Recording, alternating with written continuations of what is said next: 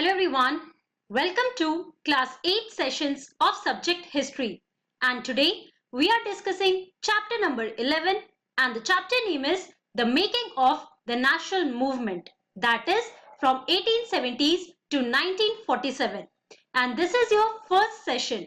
तो बच्चों हम लोग क्लास 8 का सब्जेक्ट हिस्ट्री डिस्कस कर रहे हैं और इसमें चैप्टर नंबर 11 डिस्कस कर रहे हैं. चैप्टर का नाम है the making of the national movement from 1870s to 1947 और ये आपका फर्स्ट सेशन है. So let's start with it. Okay, तो बच्चों सबसे पहले मैं आपको बताना चाहूंगी कि हमारा जो ये चैप्टर है that is the making of the national movement. इसमें हम कौन कौन से इंपॉर्टेंट टॉपिक्स पढ़ने वाले हैं.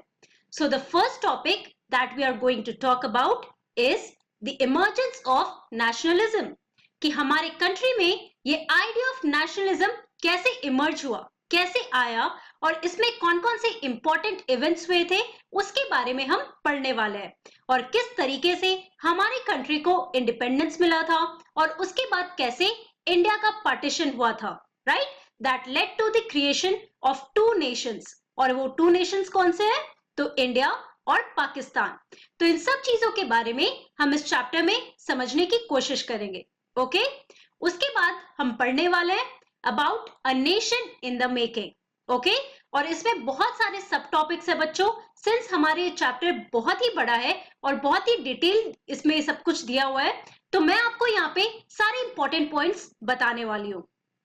Then we are going to talk about the growth of mass nationalism, कि हमारे कंट्री में सारे लोग जो भी हमारे कंट्री के, चाहे वो पेजेंट्स हो, चाहे वो फार्मर्स हो, चाहे वो बिजनेसमैन हो, तो ये मेन हो या वुमेन हो, राइट, तो कैसे सारे लोग पार्टिसिपेट करने लगे हमारे इस नेशनल स्ट्रगल में. तो इनके इन सारे इवेंट्स के बारे में भी हम इस टॉपिक में डिस्कस करने वाले हैं. After that we are going to talk about the most important topic here, that is advent of Mahatma Gandhi, कि जब महात्मा गांधी साउथ अफ्रीका से लौटकर इंडिया वापस आए थे और उसके बाद उन्होंने अपने लीडरशिप में कौन कौन से इंपॉर्टेंट मूवमेंट या कौन कौन से इंपॉर्टेंट एक्शंस लिए थे उसके बारे में हम इस टॉपिक में पढ़ने वाले हैं, राइट. तो इस टॉपिक में आप बहुत सारे मूवमेंट्स के बारे में पढ़ोगे, that is non cooperation movement, Satyagraha movement, civil disobedience movement, है ना. उसके बाद हमारा लास्ट टॉपिक होगा क्विट इंडिया एंड लैटर में हम पढ़ने वाले हैं अबाउट द इंडिपेंडेंस, कि हमारे कंट्री को इंडिपेंडेंस कैसे मिला था और उसके बाद पोस्ट द इंडिपेंडेंस कौन कौन से इंपॉर्टेंट इवेंट्स हुए थे, ये हम अपने चैप्टर नंबर 12 में पढ़ने वाले हैं. तो बच्चों आज की क्लास में हम अपना पहला टॉपिक शुरू करने वाले हैं, that is emergence of nationalism. तो इसके पहले एक बार हम लोग फिर से रिवाइंड करते हैं कि आप लोगों ने अभी तक क्लास 8 में अगर हम हिस्ट्री की बात करते हैं तो आप लोगों ने ब्रिटिश रूल के बारे में काफी डिटेल में पढ़ा है ना. हमने सबसे पहले देखा था कि किस तरीके से ब्रिटिश हमारे कंट्री में ट्रेड करने आए थे, लेकिन ट्रेड करते करते ही उन्होंने क्या किया था, उन्होंने इंडियन टेरिटरीज को अक्वायर करना शुरू किया था. उसके बाद उन्होंने पूरे एरिया का, प्रोविंसेस का एडमिनिस्ट्रेटिव कंट्रोल ले लिया था and eventually they started ruling our country, right. उन्होंने यहाँ पे अपना कॉलोनी बना लिया और किस तरीके से उन्होंने रूल किया हमारे कंट्री को.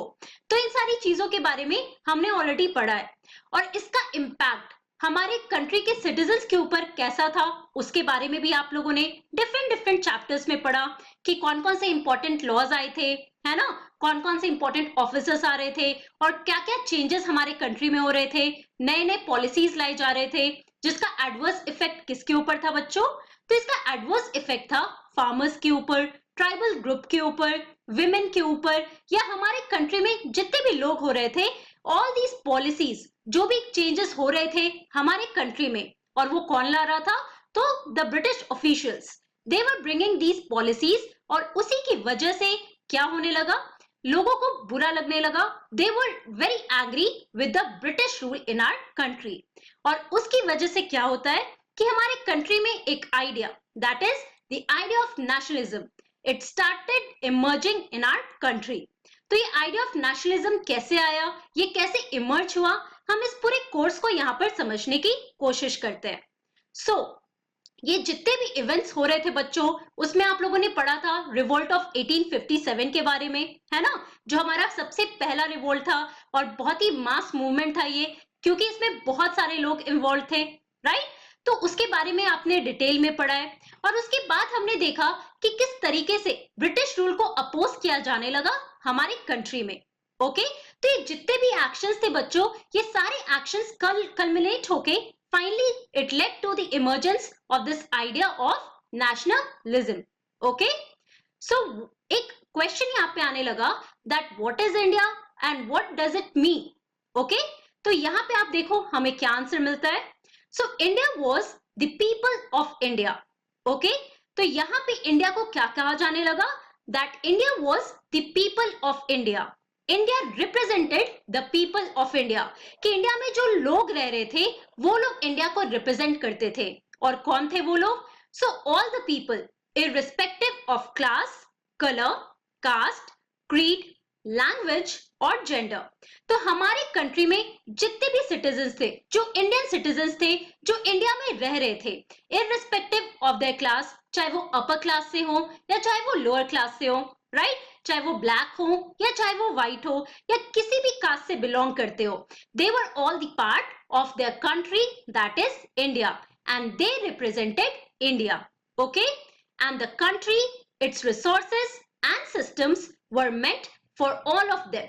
और हमारा जो कंट्री है बच्चों, दैट इज इंडिया और भारत, और यहाँ जितने भी रिसोर्सेज थे, जो भी सिस्टम्स थे, ये किसके लिए थे? यहाँ जो लोग रह रहे थे उनके लिए थे। Okay, with this answer came the awareness that the British were exercising control over the resources of India and the lives of its people, and until this control was ended, India could never be for Indian. तो यहाँ पे आप देखो कि जैसे ही लोगों को realise होने लगा कि हमारा कंट्री इंडिया क्या है, it is the people of India, it belongs to the people of India, that is the citizens of India. तो जैसे जैसे लोग अवेयर होने लगे, जैसे जैसे उनको पता चलने लगा कि जो ब्रिटिश ऑफिशियल्स हैं वो हमारे कंट्री में हमारे ही रिसोर्सेज को यूज कर रहे हैं, उसे एक्सप्लॉइट कर रहे हैं, और वो आपस में लोगों को लड़वा रहे थे, इंडियन सिटीजन्स को लड़वा रहे थे। तो जैसे उन्हें ये पता चलता है, उन्हें रियलाइज होता है, ये क्या रियलाइज होता है? This idea of nationalism. Okay, this feeling of nationalism, it emerges in the people who were living in India. Okay, और उन्हें ये भी रियलाइज हुआ कि जब तक ब्रिटिश हमारे कंट्री में रूल करते रहेंगे, तब तक ये जो इंडिया है बच्चों, वो इंडियंस का कभी नहीं हो सकता। क्यों नहीं हो सकता? क्योंकि जितने भी रिसोर्सेज हैं, जो भी कंट्रोल है, वो किसके हाथ में है? वो ब्रिटिश के हाथ में है। जो भी ब्रिटिश ऑफिशियल्स यहाँ रूल करने आते थे, वो उनके कंट्रोल में होता था। तो जाहिर सी बात है कि इंडियंस के पास अपना कोई फ्रीडम नहीं था, कोई कंट्रोल नहीं था, ना ही उनके पास कोई रिसोर्सेज थे, right. Now this consciousness began to be clearly stated by the political associations formed after 1850s, especially those that came into being in the 1870s and 1880s. तो बच्चों, जैसे आप लोगों ने देखा, हमारे चैप्टर में हम लोग एक टाइमलाइन के बीच में हम पढ़ने वाले हैं। तो हम यहाँ पे 1870 से 1947 के बीच में जो भी इंपॉर्टेंट इवेंट्स अकर किए थे, जो भी इंपॉर्टेंट इवेंट्स हुए थे बच्चों, हम उनके बारे में पढ़ने वाले हैं। तो यहाँ पर आप देखो कि जो कॉन्शियसनेस है, ये जो नेशनलिज्म का जो फीलिंग है बच्चों, वो कैसे आने लगा? It was with the formation of political associations. ऐसे बहुत सारे पॉलिटिकल एसोसिएशंस बनने लगे थे हमारे कंट्री में, और वो कब हुआ था? 1850s के बाद। Okay, now most of these were led by English educated professionals such as lawyers. तो यहाँ पे आप देखो कि जितने भी पॉलिटिकल एसोसिएशंस थे, जितने भी आपके सोशल ग्रुप्स या पॉलिटिकल ग्रुप्स बन रहे थे बच्चों, उसको हेड कौन कर रहा था? तो ये लोग थे इंग्लिश एजुकेटेड प्रोफेशनल्स। ओके, और मोस्टली ये कौन हुआ करते थे? Lawyers. The more important ones were the Poona Sarvajanik Sabha, the Indian Association, the Madras Mahajan Sabha, the Bombay Presidency Association, and of course the Indian National Congress. तो हमारे कंट्री में 1850s के बाद बहुत सारे पॉलिटिकल एसोसिएशंस बनने लगे। अब इसमें पार्टिसिपेट कौन कर रहे थे बच्चों? इसमें इंडियंस पार्टिसिपेट कर रहे थे, द एडुकेटेड इंडियंस, क्योंकि उन्हें रियलाइज हुआ कि वो अपने कंट्री को फ्रीडम नहीं दिला सकते हैं जब तक वो खुद आपस में एकजुट होकर ना आए। और इसी वजह से ये सारे इंपॉर्टेंट पॉलिटिकल एसोसिएशंस फॉर्म होने लगे। और इनमें से कुछ इंपॉर्टेंट यहाँ पे आपके एनसीईआरटी बुक में दिया हुआ है। तो आपके लिए इंपॉर्टेंट क्या है बच्चों कि आपको ये सारे नाम याद होने चाहिए कि इंपॉर्टेंट पॉलिटिकल एसोसिएशंस कौन-कौन से थे। और इसमें सबसे डिटेल में आप इंडियन नेशनल कांग्रेस के बारे में पढ़ोगे। Why? Because they played major role in gaining the independence, right. और इंडियन नेशनल कांग्रेस में बहुत सारे लोग यहाँ पे इस पॉलिटिकल एसोसिएशन को ज्वाइन करने लगे थे, जिसके बारे में मैं आपको भी आगे पढ़ाने वाली हूँ। ओके,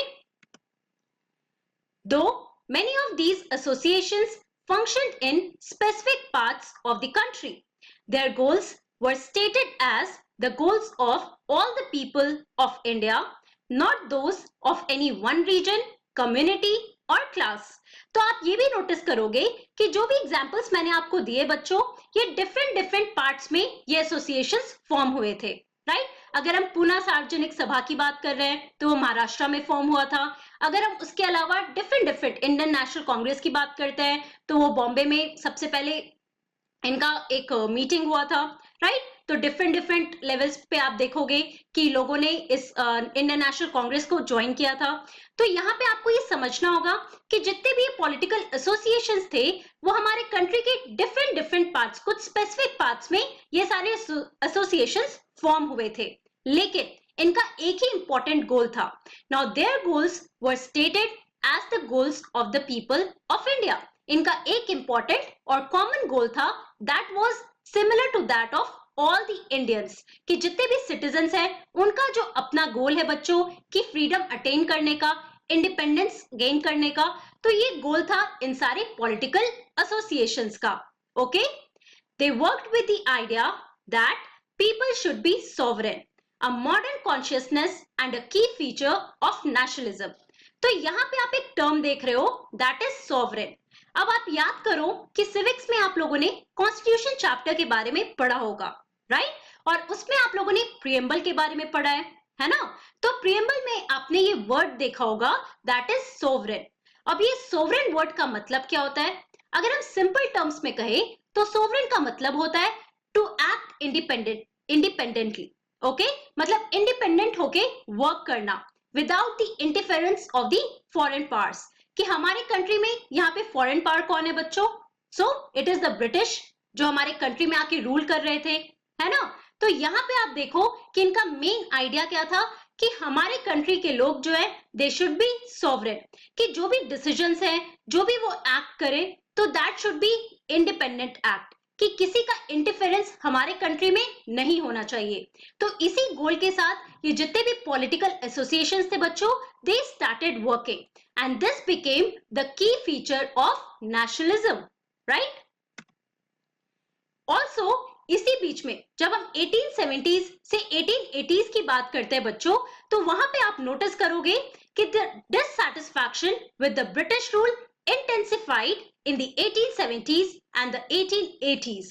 ओके, तो जब हम ईयर 1870s से लेके 1880s की बात करते हैं तो ब्रिटिश रूल के अगेंस्ट बहुत ही मेजर डिससैटिस्फैक्शन होने लगा इंडियन लोगों को।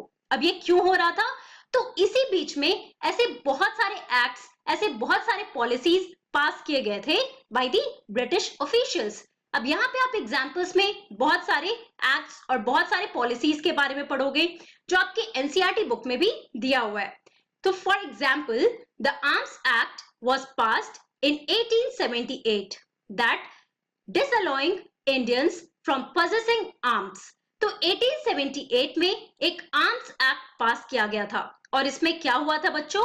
इस एक्ट के तहत जो भी इंडियंस हैं उनको मना किया जाने लगा कि वो लोग आर्म्स, वेपन्स ये पजेस नहीं कर सकते हैं। In the same year, the Vernacular Press Act was also enacted in an effort to silence those who were critical of the government। उसके अलावा हमारी कंट्री में एक दूसरा एक्ट भी पास हुआ था और ये कौन सा एक्ट था? So it was the Vernacular Press Act। अब ये वर्नाकुलर प्रेस एक्ट क्या था बच्चों, इसके बारे में हम देखते हैं। So the act allowed the government to confiscate the assets of newspapers, including their printing presses, if the newspapers published anything that was found objectionable. Okay? तो हमारे कंट्री में जो इंडियंस थे बच्चों, राइट, जो एडुकेटेड इंडियंस थे, तो बहुत सारे न्यूज़पेपर्स या आर्टिकल्स लिखा करते थे। अब यहाँ पे एक एग्जाम्पल है, दैट इज केसरी। ओके, तो जितने भी नेशनल लीडर्स थे बच्चों, वो लोगों को जागरूक करने के लिए कि ब्रिटिश हमारे कंट्री को कैसे बर्बाद कर रहे हैं, किस तरीके से वो हमें यूटिलाइज कर रहे हैं या यूज कर रहे हैं और हमारे बीच में डिवीजन ला रहे हैं, तो इसके इन सारी चीजों को बताने के लिए बहुत सारे न्यूज़पेपर्स में आर्टिकल्स लिखे जाते थे, है ना। तो ये एक नया एक्ट पास किया गया था जिसका नाम था वर्नाकुलर प्रेस एक्ट। ओके, और इसी एक्ट के तहत क्या हुआ था, तो इस एक्ट के तहत गवर्नमेंट के पास ये पावर था कि वो सारे न्यूज़पेपर्स के एसेट्स को वो छीन लिया करेंगे अगर उन्हें रियलाइज हुआ या उन्हें पता चला कि न्यूज़पेपर में कुछ भी ऑब्जेक्शनेबल चीजें या ब्रिटिश के अगेंस्ट कुछ भी ऐसी चीजें लिखी गई हो जो लोगों को भड़काया जा रहा हो ब्रिटिश के अगेंस्ट, राइट। तो अगर ऐसी कुछ भी चीजें न्यूज़पेपर में लिखी जाने लगी थी तो उसे क्या किया जाने लगा, गवर्नमेंट के द्वारा उसे छीना जाने लगा, वो सारी न्यूज़पेपर एजेंसीज को बंद करवाया जाने लगा। तो यहाँ पे आप दो एग्जांपल्स देख रहे हो, एक आर्म्स एक्ट और दूसरा है हमारा vernacular press act. Also in 1883 there was a furor over the attempt by the government to introduce the Ilbert bill. इसके अलावा हमारा तीसरा इंपॉर्टेंट बिल है, that is Ilbert bill. Now, what was this Ilbert Bill? So, the bill provided for the trial of the British or European persons by Indians and sought equality between British and Indian judges in the country. तो एक और नया bill था बच्चों जो कि enact किया गया कब, 1883 में, और इसका नाम है इल्बर्ट बिल। अब इल्बर्ट बिल क्या कहता है बच्चों, तो इस बिल के तहत क्या हुआ था कि जो भी ब्रिटिश या यूरोपियन पर्सन्स है उनको क्या किया जाएगा, they would be brought to trial by the Indians. Okay, and also इसकी वजह से क्या होने लगा, that there was this equality between the British and the Indian जजेस। Okay, but when the white opposition forced the government to withdraw the bill, Indians were enraged। और उसके बाद क्या होने लगा कि अब यहाँ पे ब्रिटिश ने जैसे ही रियलाइज किया कि जो भी ब्रिटिश ऑफिशियल्स हैं या व्हाइट पीपल जो हमारे कंट्री में थे, उन्होंने देखा कि यहाँ पे इंडियन जजेस को और ब्रिटिश जजेस को बिल्कुल इक्वलिटी मिल रहा है, तो उन्हें काफी गुस्सा आने लगा और उन्होंने गवर्नमेंट को फोर्स किया कि इस इल्बर्ट बिल को वापस से वो विदड्रॉ करे। ओके, और इसकी वजह से इंडियंस को काफी गुस्सा भी आया था। Now the need for an all India organization of educated Indians had been felt since 1880, but the Ilbert Bill controversy deepened this desire। और इसी की वजह से क्या हुआ बच्चों, एक फेमस कंट्रोवर्सी हुआ था, that is the Ilbert bill controversy, right. तो यहाँ पे आप देखो कि जितने भी ऑर्गेनाइजेशंस थे, पॉलिटिकल ऑर्गेनाइजेशंस जो फॉर्म होने लगे थे 1850s के बाद, तो यहाँ पे लोगों को रियलाइज होने लगा that they need to get freedom from the British, right? लेकिन ये पूरा जो controversy था बच्चों, Ilbert Bill controversy, it deepened this desire of the Indians. The Indian National Congress was established when 72 delegates from all over the country met at Bombay in December 1885। और इसी के बाद आप देखो कि 1885 में दिसंबर में बॉम्बे रीजन में क्या हुआ था, इंडियन नेशनल कांग्रेस पहली बार जो हमारा पॉलिटिकल एसोसिएशन था, यहाँ पे आप देखो कि 72 डेलीगेट्स, ओके, तो 72 members they participated in the first meeting of Indian National Congress. और ये कब फॉर्म हुआ था, ये आपके लिए इंपॉर्टेंट है, ये फॉर्म हुआ था दिसंबर 1885 में। The early leadership that is दादा भाई नारोजी, फिरोज शाह मेहता, बदरुद्दीन तायबजी, डब्ल्यू.सी. बैनर्जी, सुरेंद्र नाथ बैनर्जी, रोमेश चंद्र Dutt, S.S. Subramanya Iyer, among others, was largely from Bombay and Calcutta। तो यहाँ पे आप देखो कि इनमें इंपॉर्टेंट लीडर्स थे और इन सब के नाम मैंने आपको यहाँ पर बताए हैं। इनमें दादा भाई नारोजी, WC बैनर्जी, सुरेंद्र नाथ बैनर्जी, ये सारे आपके इंपॉर्टेंट लीडर्स थे बच्चों। और यहाँ पे आप पिक्चर में देख सकते हो, this is the picture of दादा भाई नारोजी, फिरोज शाह मेहता। ओके, नाउ दादा भाई Naoroji, a businessman and publicist, settled in London and for a time member of the British Parliament, guided the younger nationalist। तो ये कहाँ थे बच्चों? ये लंदन में सेटल्ड थे, राइट? और वो यहाँ पे क्या थे? He was a time member of British Parliament और इन्होंने यंगर नेशनलिस्ट को गाइड करना शुरू किया। Okay, a retired British official, A.O. Hume, also played a part in bringing Indians from various regions together। तो यहाँ पे आप बहुत सारे इंपॉर्टेंट नेम्स पढ़ रहे हो और आपके लिए काफी इंपॉर्टेंट है कि आपको ये सारे नाम याद होने चाहिए। यहाँ पे A.O. ह्यूम या फिर दादा भाई नारोजी, सुरेंद्र नाथ बैनर्जी, फिरोज शाह मेहता, ये हमारे कंट्री के इंपॉर्टेंट नेशनलिस्ट लीडर्स थे।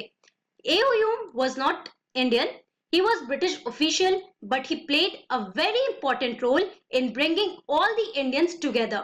ओके, और उनके अंदर ये जागरूकता लाना, the feeling of nationalism was also brought by all these nationalist leaders here. Okay, तो बच्चों आज की क्लास में हमने क्या पढ़ा? In today's class we talked about emergence of nationalism, कि किस तरीके से 1850s के बाद बहुत सारे पॉलिटिकल एसोसिएशंस फॉर्म होने लगे और इन पॉलिटिकल एसोसिएशंस के फॉर्म होने के बाद this idea of nationalism it emerged. और उसके बाद हमने बहुत सारे एक्ट्स के बारे में पढ़ा, एल्बर्ट बिल के बारे में पढ़ा, आर्म्स एक्ट के बारे में पढ़ा, वर्नाकुलर प्रेस एक्ट के बारे में पढ़ा। सो आई वुड सजेस्ट कि आप अपने एनसीईआरटी बुक में भी ये जितने भी इंपॉर्टेंट पॉइंट्स मैंने आपको यहाँ पर बताए हैं उसको आप डिटेल में उस बुक में भी पढ़ो। ओके, अब इस नेक्स्ट क्लास में बच्चों we will continue our topic of emergence of nationalism and nation in the making. So that's all for today. Thank you very much. Have a nice day.